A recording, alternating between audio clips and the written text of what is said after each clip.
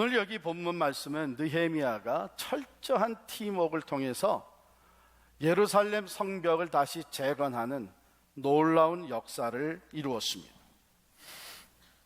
52일 만에 그 무너진 예루살렘 성벽을 중수하였습니다.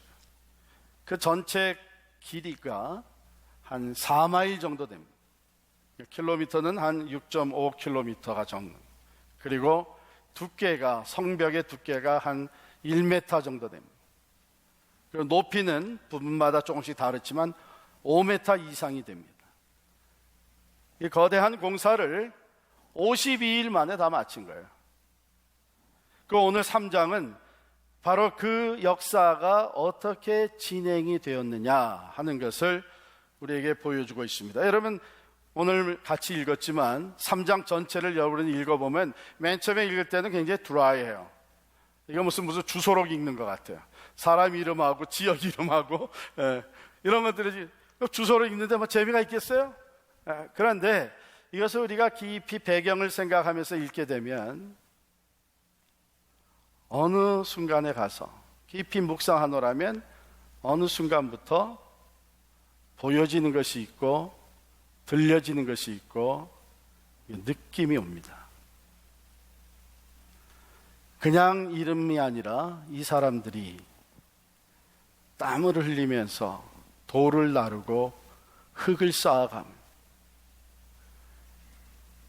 남녀노소를 물어나고 모두가 동원이 되어서 으쌰 으쌰 하면서 하나님의 성 예루살렘 성벽을 쌓아가는 것이 보이고 그들의 그 거친 숨소리가 느껴지기 시작을 합니다. 가슴에서 뛰는 하나님의 역사를 감당하는 거룩한 맥박 소리가 느껴지기 시작을 합니다.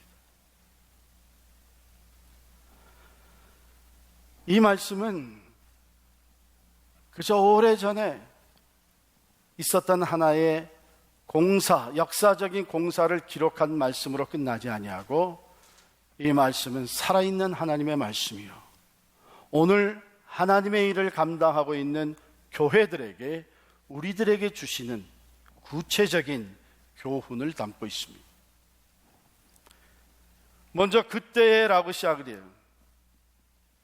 여러분, 우리가 1장, 2장을 다루었지만 1장 시작할 때는 칼렌더 데이트가 나와 있습니다. 아닥사스다 왕 제20년 기슬루월에 이렇게 시작이 됐어요. 2장도 칼렌더 데이트로 시작을 합니다. 아닥사스다 왕 제20년 니산월에. 그런데 3장은 그때에 시작을 하는데 이 그때라고 하는 것은 칼렌더 데이트를 얘기하는 것이 아니죠. 상황을 얘기하는 것이고 그것이 어떤 상황이냐 하는 것을 우리는 그 앞에서 찾아볼 수 있습니다. 2장 17절 18절을 우리 합독해서 읽도록 하겠습니다. 2장 17절 18절 같이 읽습니다. 후에 그들에게 이르기를 우리가 당한 공경은 너희도 보고 있는 바라. 예루살렘이 황폐하고 성문이 불탔으니 자 예루살렘 성을 건축하여 다시 수치를 당하지 말자 하고, 또 그들에게 하나님의 선한 손이 나를 도우신 일과 왕이 내게 이른 말씀을 전하였더니 그들의 말이 일어나 건축하자 하고 모두 힘을 내어 이 선한 일을 하려 하매. 그때입니다. 즉 백성들의 마음이 하나로 모아진 때,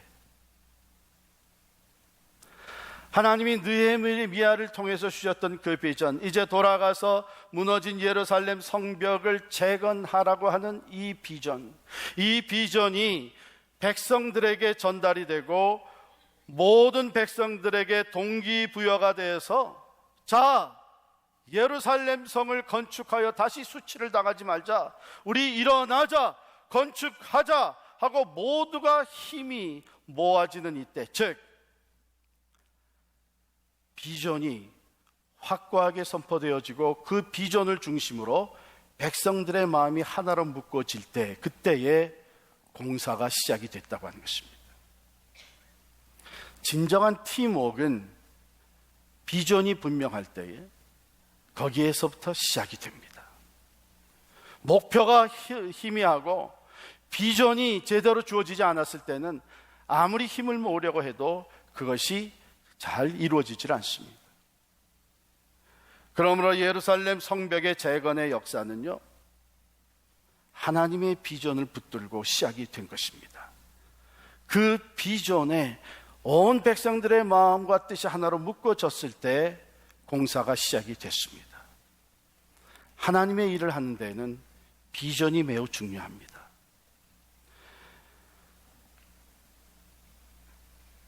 그 다음에 나오는 내용들은 누가 무엇을 얼마큼 했느냐 하는 내용들을 다 담고 있습니다.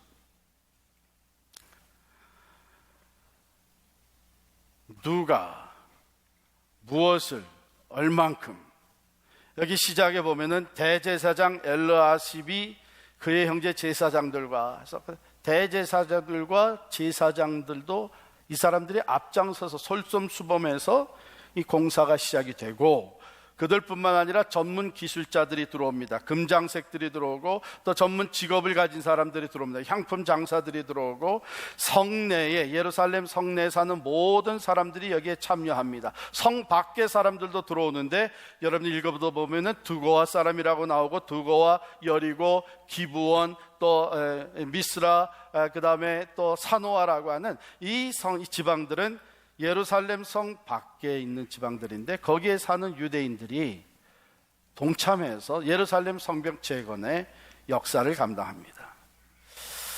거기 보면은 성전에서 성전 일을 맡은 레위인들도 참여하게 되고, 지역 관리들도 참여하게 되고, 상인들, 장사하는 사람들도 참여하고, 여기 보면 여자들도 참여한 것을 보게 돼요. 12절 말씀 보니까 그 다음은 예루살렘 지방 절반을 다스리는 할로헤스의 아들 살룸과 그의 딸들이 중수하였고, 제 생각은 읽다가 여기서 잠시 멈췄죠. 아들 그 살룸이라고 하는 사람이 어쩌면 나랑 비슷한 사람이었겠구나. 아들은 없이 딸들만 있었던, 그런데 그 딸들이 아버지와 같이 참여를 했다는, 그 성전을 다지 돌을 날르고 흙을, 이런 공사에 같이 참여. 남녀노소를 물어나고 모든 이스라엘 백성들이 이 하나님의 그 비전을 바라보면서 그 거룩한 역사를 이루어가기 시작을 했습니다. 정확하게 통계를 내보면 직업별로 한 15개의 직업이 나오고 75명의 이름이 나옵니다. 그러면 75명이 일했다는 것이 아니라 그 이름, 대표적인 이름이 나오고 그 가족들이 같이 참여하고 그 가문이 같이 동참하는 이러한 큰 역사가 일어났습니다. 그 지역은 42개의 구역으로 나눠서 그 4마일 되는 그 성벽의 그 부분을 42개로 나누어서 작업이 들어갔고, 10개의 성문을 중심으로 연결되어 가기 시작을 했습니다. 그 문은 공사가 맨 처음에 시작된 우리 양문, 북쪽에 있는 1절에 나오는 양문을 건축하는 것으로 시작이 돼요. 그래서 여러분이 보는 대로 이제 서쪽, 그러니까 시계의 반대 방향으로 해서 양문, 어문 이렇게 쭉 내려갑니다. 그래서 10개의 성문을 거치면서 다시 돌아서 양문에까지 가서 공사가 마쳐지는 거예요. 그리고 망대, 4개의 망대가 세워지고 이 모든 일을 모든 사람들이 분담해가지고 작업을 합니다. 여기에 그 다음은 쭉 읽으면 제가 세봤어요. 몇 번이 나오나 했더니 31번이 나와요. 그러면 그 다음은, 이것은 시간적인 얘기가 아니에요. 여기서 공사 마치고 그 다음에 공사 들어가고 이 시간적인 얘기가 아니고 그 섹션을 얘기하는 거예요. 그 다음에 섹션은 누가 맡았다 하는 것을 얘기해서 동시다발적으로 공사가 들어가면서 그것이 부분으로 공사가 진행이 되면서 서로 이어지게 되어 있는 것입니다. 그래서 이것이 52일 만에 완공이 되는 거예요. 놀라운 역사입니다. 그러나 여기에 참여하지 않는 사람들도 있어요. 5절에 보게 되면 드고아의 그 귀족들은 공사를 분담하지 아니하였다. 이 사람들은 아마 자기들의 그 귀족의 신분 때문에 참여를 안 했든지, 또 성경 주석가들이 얘기한 대로 이들 중에 꽤 여러 사람이 이 공사를 방해하는 외부의 대적들과 내통을 하고 있었다. 그렇게 얘기를 하고 있습니다. 그러니 참여하지 않았겠죠. 그런가 하면 30절에 그 다음은 셀레마의 아들 하나냐와 살랍의 여섯째 아들 하눈이 한 부분을 중수하였고 이렇게 나왔어요. 여섯째 아들 이름이 나오고 다른 이름은 없는 거 보면 그 다섯 형은 어디 갔어요? 아마도 이 사람들은 반대하고 이제 참여를 안 한 것 같아요. 그러나 여섯째 아들은 형들이 어떻든 자기의 소신껏 이것이 하나님이 우리에게 맡겨진 사명이라고 하는 그런 비전에 참여하면서 이 여섯째 아들은 공사에 동참을 했습니다. 이와 같이 수많은 사람들이, 온 백성들이 하나가 된, 물론 거기에는 동참하지 않는 사람도 있어요. 우리가 하는 일이 다 그렇습니다. 우리가 모두가 다 뭐든지 100%가 참여하기를 원하지만 100%가 다 참여하는 일은 거의 없습니다.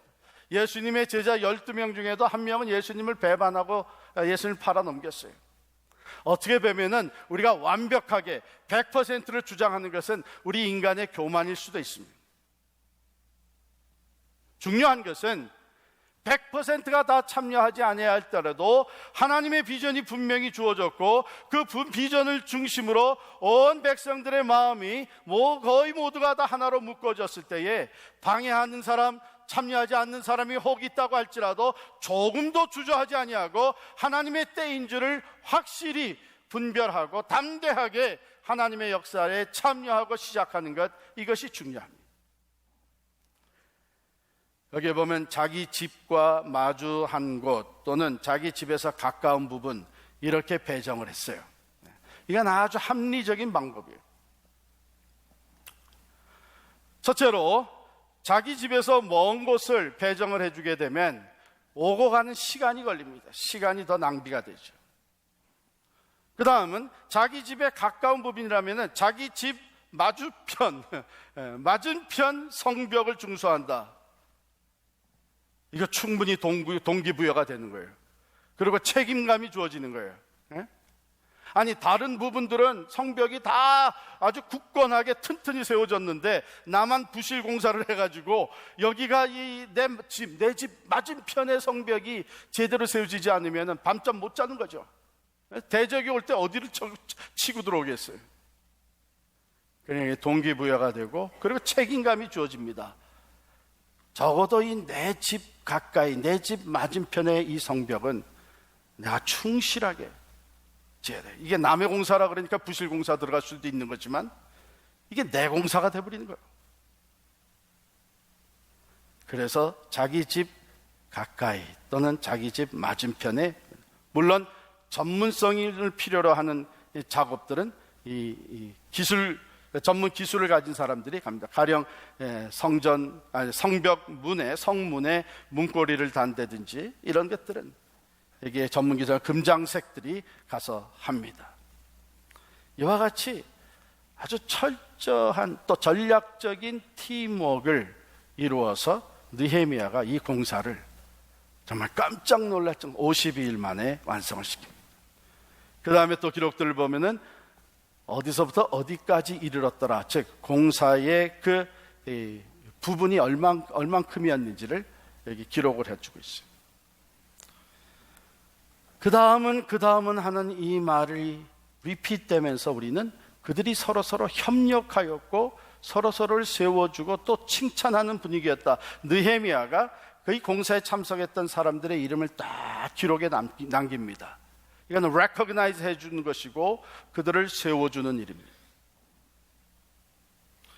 하나님의 사람들이 이 모든 참 어려운 상황 속에서 추진된 공사인데 이것이 52일 만에 완공될 수 있었던 것은 뚜렷한 하나님의 비전이 있었고 그 비전을 중심으로 서로 분담하였고 일을 진행하면서 서로 협력 관계가 이루어지고 서로 사랑 안에서 한 팀이 되어 이 공사를 진행시켰기 때문입니다.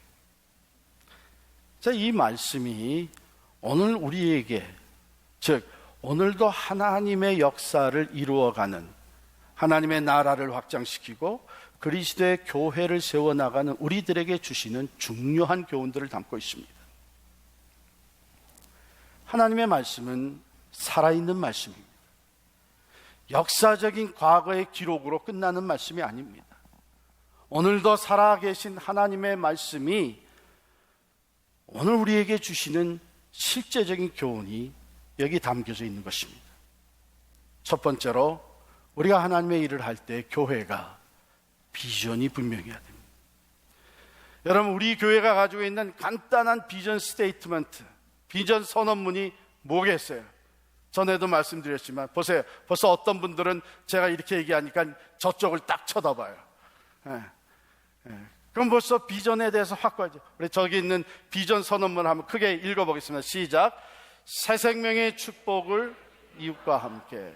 이게 우리 존재의 목적이에요. 하나님께서 우리 필그림 교회를 세워주신 그 이유와 목적이 여기에 있다. 새 생명의 축복. 이것은 예수 그리스도 안에서 우리가 받은 거예요. 예수 그리스도를 믿을 때 우리에게 새 생명을 주시고 예수 그리스도의 생명과 함께 우리에게 무한한 축복을 베풀어 주십니다. 이 새 생명의 축복을 이웃과 함께 나누는 것이 우리의 존재의 목적입니다. 우리의 이웃은 누굽니까?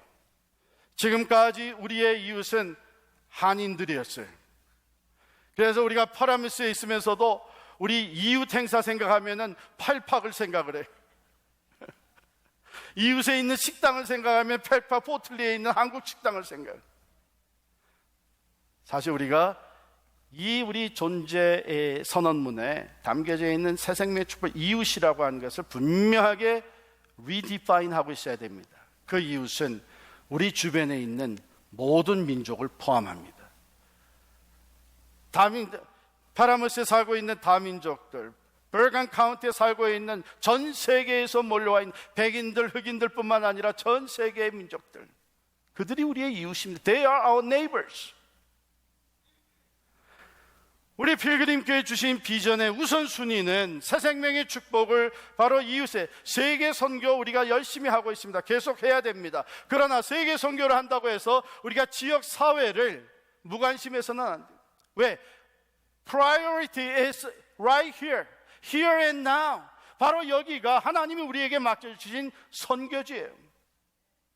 여기서 우리 이웃들에게 예수 그리스도의 생명의 복음을 전하고 그 새 생명의 축복을 그들과 함께 나누는 사명이 우리에게 주어져 있습니다. 이 비전을 분명히 바라보며 우리가 하나님으로부터 받은 은사를 가지고 모두가 다 참여하는 것, 몇몇 사람이 중심이 되어서 모든 일을 감당하는 것이 아닙니다. 사도 바울은 그렇기 때문에 로마서 12장, 고린도전서 12장, 그리고 에베소서에서 은사에 대해서 많은 얘기를 합니다. 몸에다 비유해서 몸은 하나인데 지체가 많은 것처럼 우리 모두가 다 그리스도의 몸된 교회의 지체가 되었느니라. 어느 한 지체도 불필요한 지체가 없고 어느 한 지체도 소중하지 않은 지체가 없습니다.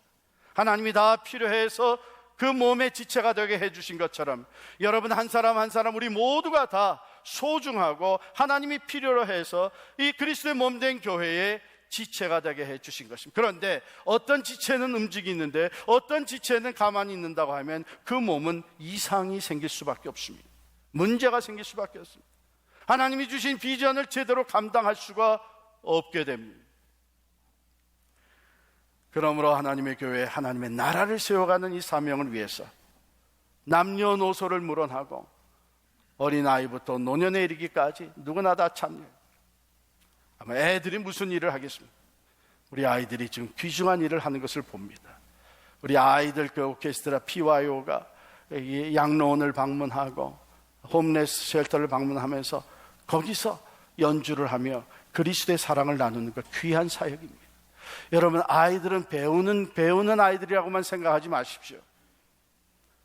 어려서부터 하나님의 일에 참여하는 것, 이것이 그들의 신앙을 건강하고 성숙한 신앙으로 만들어가게 됩니다. 하나님은 어린 아이들도 사용하시고 노인들도 사용하시고 모든 사람들을 예루살렘 성벽을 재건한 일에 동원시켰던 것처럼 이 지역에 하나님의 교회들이 다시 회복이 되어지고 하나님의 나라가 다시 세워지는 이 역사를 위해서 모두를 사용하십니다.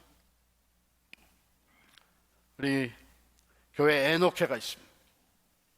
에녹회가 일부 예배, 에녹회는 65세 이상 되시는 분들이, 즉 사회를 볼 때 그 은퇴 후에 인생을 살아가시는 분들이 에녹회 회원들이, 네?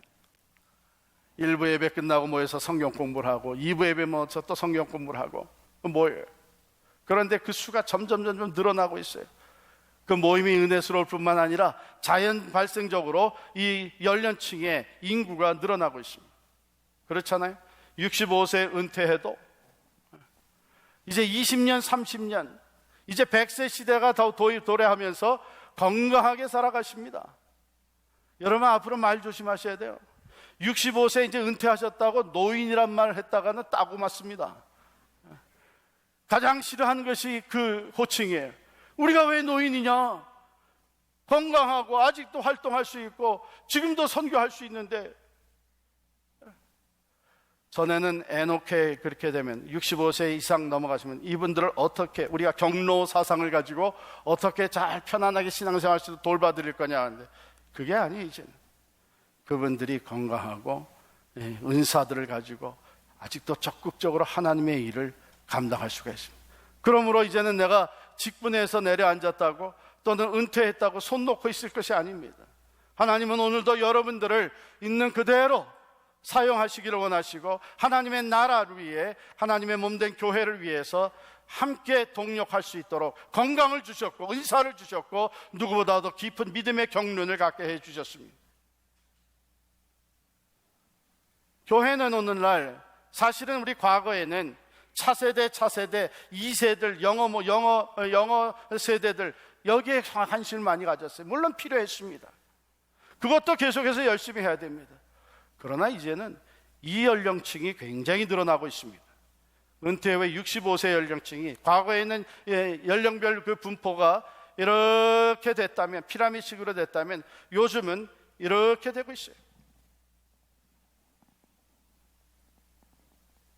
그렇기 때문에 교회는 65세 이상 되시는 분들도, 우리 에녹 회원분들도, 일신회 분들도 건강해서 여전히 하나님의 일을 감당할 수 있도록 이 사역의 기회를 부여해야 합니다. 그 많은 사람들을 그냥 그 자원을 그냥 매장해 놓는다고는 이건 하나님 앞에 불충성이에요. 우리 모두가 손에 손을 잡고 함께 하나님의 역사를 감당할 때에 하나님의 회복의 놀라운 역사가 나타나게 될 줄을 믿습니다. 우리는 개인주의적인 신앙을 이제 내려놔야 합니다. 나 혼자 잘 믿고 복 받으면 된다는 생각, 만약에 그것이 전부였다면 하나님은 여러분이 예수를 믿는 그 순간 데려갔을 것입니다. 왜냐하면 저 천국이 이 세상보다 훨씬 좋기 때문입니다. 그러나 우리를 구원받게 하시고 구원받은 자들을 이 세상에 계속 남겨두신 것은 땅끝까지를 예수의 산 증인 되게 하시며 하나님의 역사, 하나님의 나라를 세우는 일에 우리를 사용하시기 위함이십니다. 그러므로 우리는 개인주의적인 생각을 내려놔야 됩니다. 집단적으로 개인주의적인 사고를 내려놔야 됩니다. 개교회주의를 이제는 우리는 내려놔야 됩니다. 언제까지 교회와 교회들이 서로 경쟁하고, 이제는 손에 손을 잡아야 됩니다. 사랑하는 성도 여러분, 여기서 멀지 않은 미들랜드 파크라고 하는 곳에 세워졌던 미국 교회가 얼마 전에 모슬렘들에게 팔려나갔습니다. 거기에 이제 이슬람 사원이 세워져. 바로 우리 파라무스 같은 타운에 있는 파라무스 주니어 하이스쿨 그 옆에 있는 교회 중에 하나가 인도 사람들에게 팔려나갔습니다. 거기는 이제 힌두 사원이 되었습니다. 사랑하는 성도 여러분, 바로 여기가 우리의 선교지입니다. Here and now, 여기에서 우리가 손에 손을 잡고, 교회들이 손에 손을 잡고 개인주의적인 것을 다 이제 내려놓고 개교회주의를 탈피하고 하나님의 나라를 위해서 서로 협력해 나갈 때에 하나님께서 이 땅을 회복시켜 주시며 교회들을 다시 일으켜 세워주시고 하나님의 나라가 아름답게 세워질 믿습니다. 오늘 결론으로 여러분에게 묻습니다. 오늘 하나님의 말씀을 받은 우리들, 여러분, 그리스도의 몸된 교회와 하나님의 나라를 세우는 사역에 여러분은 지금 어떻게 참여하고 있습니까? 또 묻습니다. 오늘 하나님의 말씀을 받고 여러분이 하나님께 드리는 응답과 결단은 무엇입니까? 이 시간 우리 한 1, 2분 동안 기도하도록 하겠습니다.